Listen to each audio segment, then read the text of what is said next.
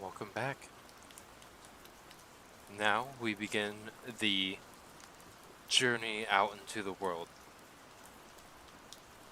So, he was in the region of asteroids 325 through 330, and so he began by visiting them to seek for an occupation and to learn some things. The first was inhabited by a king. The king sat dressed in purple and ermine, on a very simple, however majestic throne. Ah, something is here, the king exclaimed when he saw the little prince. And the little prince asked himself, how can he recognize me? He's never seen me. He did not know that for the kings, the world is very simplified. All men are things. Come closer that I can see you better, said the king, who was proud of finally being king for someone. And the little prince looked for a place to sit, but the planet was all encumbered by a magnificent mantle of ermine. He remained standing. As he was tired, he yawned. He is against etiquette to yawn in the presence of a king, said the monarch. I forbid you. But I cannot stop myself, replied the little prince, all confused. I have had a long trip and I haven't slept. Then, said the king, I order you to yawn. I have not seen anybody yawn for years. The yawns are curiosities for me. Come on, yawn again, that's an order. But it intimidates me. I can't anymore, the little prince said, all blushing. The king replied. I am ordering you to yawn sometimes, and to sometimes he mumbled a little bit, seeming to be upset. Because the king was essentially concerned about his authority being respected, he didn't tolerate disobedience. It was an absolute monarch. However, he was very good. He was giving reasonable orders. If I said, he said fluently, if I ordered a general to change into his to change into a seabird, and if the general did not comply, would it be the general's fault, or would it be my fault? May I sit? The little prince asked timidly. I order you to sit, answered the king, who majestically brought back a piece of his ermine coat. However, the little prince was surprised that this tiny planet, what would the king reign over? Sire, I beg pardon to interrogate you. I order you to interrogate me, the king hastened to say. Sire, what do you reign over? Over all, the king answered, with great simplicity. Over all? Yes, over all, the king, with a discreet gesture, pointed to his planet and the other planets and stars. Over all that? The little prince answered. Over all that, the king answered. Because it was not only an absolute monarch, but it was a universal monarch. And do the stars obey you? Of course, the king said. They obey immediately, and I do not tolerate indiscipline. Such power, marveled the little prince. If he had relaxed, he could have watched not 44, but 72, or even 100, or even 200 sunsets in one day, without ever having to move his chair. And he felt a little sad because of the memory of his small abandoned planet. He boldly asked for a favor. I would like to see the sunset. Do me a favor, order the sun to lie down. If I ordered a general to fly from one flower to another like a butterfly, or to write a tragedy, or to change into a seabird, and if the general did not run the order, who would be in the wrong, him or me?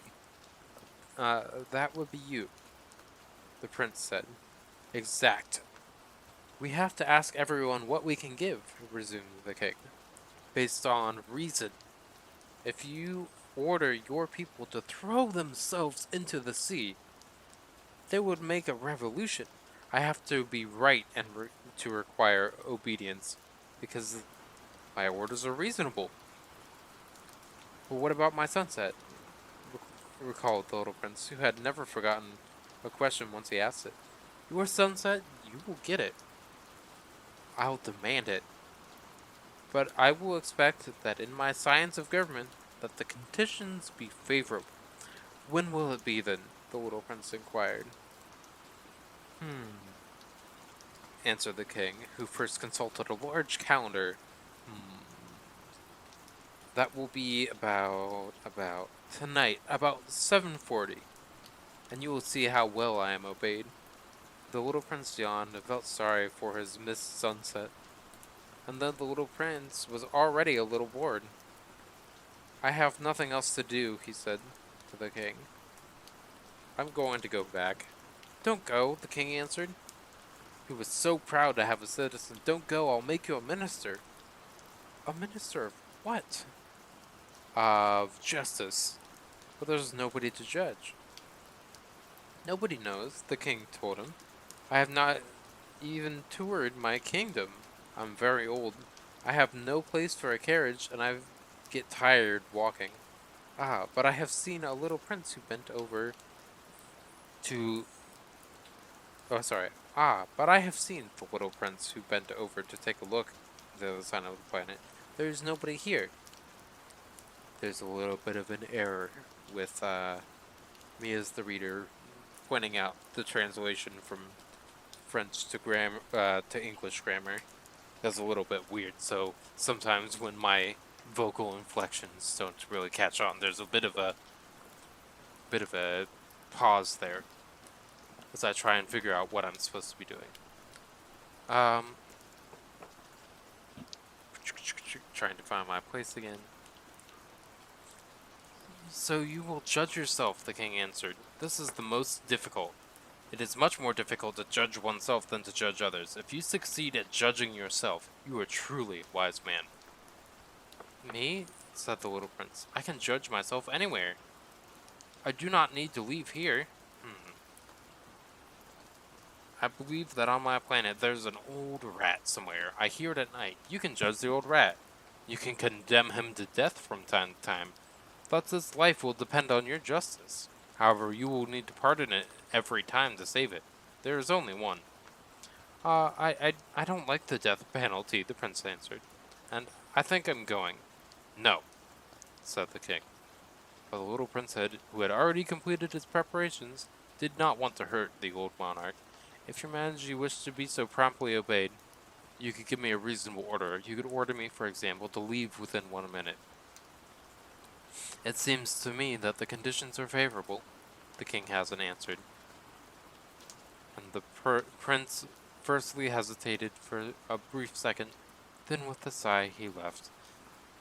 I will make you my ambassador, the king hastened to shout. He had a great air of authority. Grown-ups are strange, the little prince said to himself during his trip. Chapter 11. The second planet had a vainglorious admirer. This is the visit of an admirer, the vain man exclaimed by far as soon as he saw the little prince. Because for the vain man, other vain men are admirers. Good morning, said the little prince. You have a funny hat. It is to greet, replied the vain man. It is to greet when somebody cheers me. Unfortunately, nobody ever passes around here. Yes, said the little prince, who did not understand. Strike your hands together, the vain man advised. So the little prince struck his hands together, and the vainglorious man modestly greeted, raising his hat. It is more fun than the visit to the king, the little prince replied to himself. And he struck his hands together. The vainglorious man greeted, rising his hat yet again into the air. After 5 minutes of exercise, the little prince was tired of the monotony of the game, and asked, "What does anyone have to do so that the hat falls?" he asked, but the vain man did not hear it, because the vain man only hears praise. Do you really admire me a lot?" he asked the little prince. "What does admire mean?" "Admire means that I am the most handsome, the best dressed, the richest, and the most intelligent man in the planet.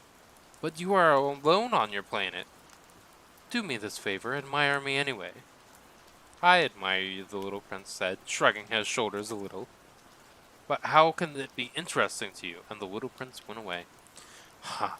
Grown-ups are really weird, he said to himself. during his trip. Chapter 12.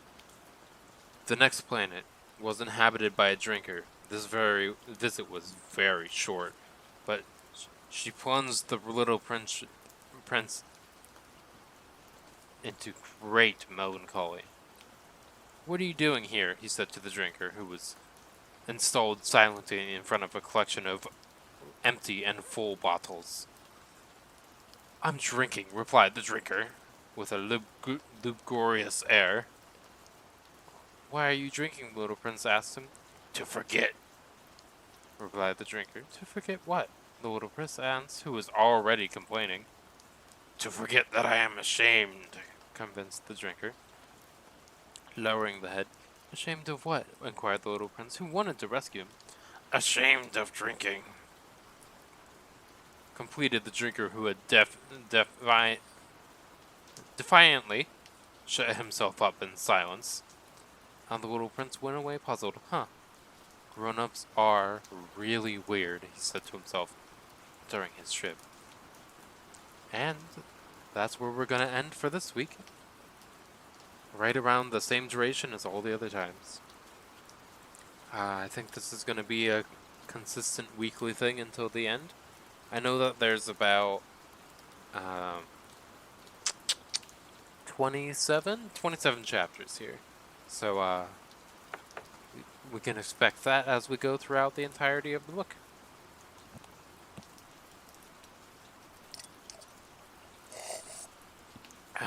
Just finishing off my my coffee here. It's been a bit of a night. Anyways, I hope you're doing all right. I hope you enjoy your rest. You get some nice, wonderful sleep, and I will talk to you next week. Goodbye for now.